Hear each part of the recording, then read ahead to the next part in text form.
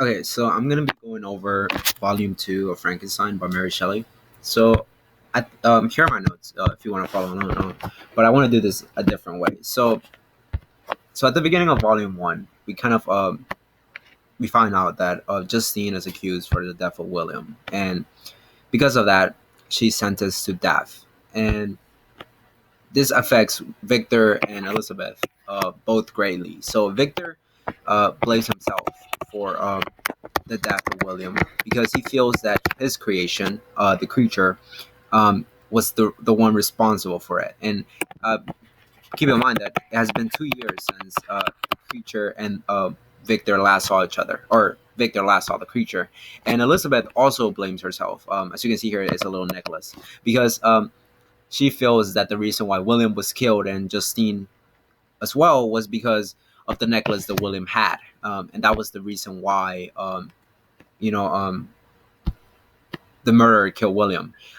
Here we kind of get to see Victor and how he's kind of dealing with it all, and he's really depressed, and he even contemplates killing himself. And he states that the reason why he doesn't do it is because of the love he has for both Elizabeth and his father Alphonse. And in one of those depressed days, Victor kind of walks to the mountains, and he kind of uses nature as a way to kind of escape all his suffering. And the mountains, as a kid, he remembers that there were places that brought great joy to him. So he goes to the mountains, and on his way down or up, I'm not really sure. I think it's down is where he encounters the creature, and here the creature talks to Victor. And he's really well spoken, and he's really kind of seems smarter than Victor, honestly, in the way he articulates words. And the creature kind of tells Victor.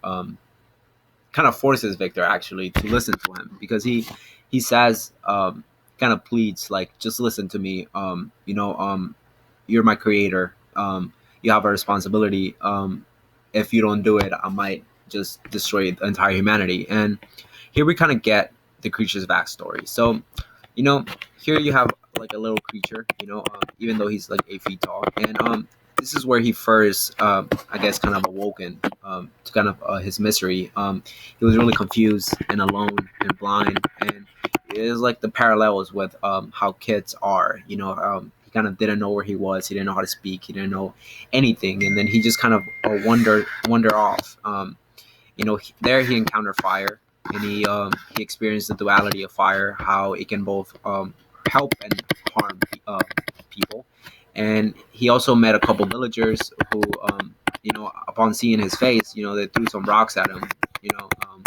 So this is like the villagers throwing rocks at the monster. And he's a creature. So the creature kind of keeps on wandering, and then he stumbles upon a family. We later find out that the family is composed of Felix, Agatha, Safi, and the old blind guy. You remember that. And the creature watches them, and the creature labels this entire family as his protectors. He kind of grows really attached to them, and through kind of watching Felix teach Safi, which she's Turkish, right?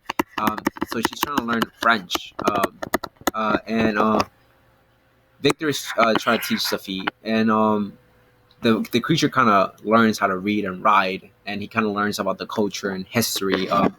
You know, um, and he becomes really intelligent, and he kind of understands that he's really ugly. And this is a creature here. I'm just put 8 feet tall, just because. And he really wants love, and he wants to have that connection with the people he cares about the most, which is the Lacey's. And but he understands that upon seeing his face, he kind of even says that his face is one that no one could love, but he knows that he has good within him.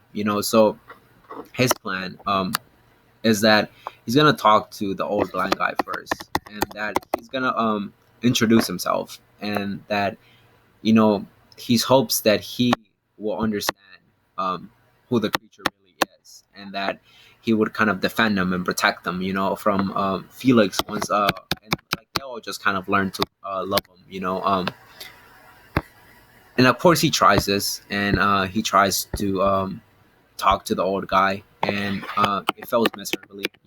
He's interrupted by Felix, who attacks him, and Felix attacks him, and of course, like the creature being this massive human being, even though like they're stick figures, you can kind of see um, he can just easily kill Felix if he wanted to, but he's really hurt, and you kind of through this story you can kind of understand who the creature is. I don't think anyone who has read the novel up to this point has felt that the creature is kind of evil. Yeah, he's really has only tried to oh, actually, it's a sad face. He's really tried to connect with people, but he's just been constantly kicked out. And here, this was where you have Victor and the creature, and then at the end of volume 2, the creature makes a request to Victor, which is um, make me a wife, someone as hideous as me, and as ostracized as me, and that we're just gonna move to South America, and kind of have a